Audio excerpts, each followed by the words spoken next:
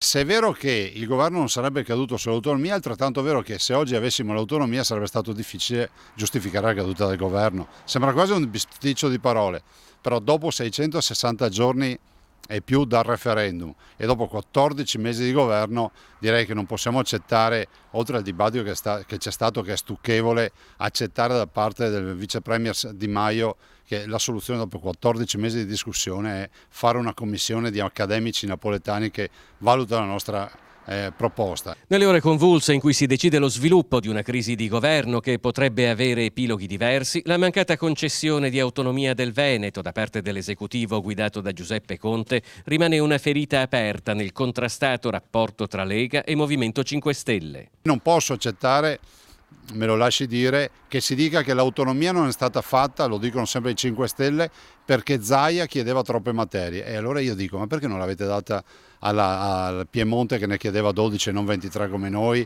o alla Emilia Romagna che ne chiedeva 15 e non 23 come noi, e come la Lombardia? Però guardi, per tagliare la testa al toro c'è solo un sistema. I 5 Stelle in Consiglio regionale del Veneto hanno votato la nostra proposta di autonomia con le 23 materie. Adesso dicono che sono troppe, per cui non abbiamo avuto l'autonomia. Zaia è per elezioni subito e dice no all'ipotesi che in Parlamento si possa trovare un accordo per quelli che definisce governicchi. Alle polemiche di chi vede in Salvini al governo un pericoloso uomo forte risponde così. Nessuno di questi si preoccupava di quando Renzi aveva il 42% in Veneto e la Lega era il 3%. Adesso si sono capovolte le fasi, quindi la Lega ha il 40%, 38% a livello nazionale, ha quasi la maggioranza, se non anche di più, a livello regionale, e adesso si preoccupano di chi prende tanti voti. Questa è la democrazia, se no bisogna fare una legge in Italia e dire che nessuno può superare una certa quota di consensi, ma questo vuol dire dedicare l'Italia all'ingovernabilità.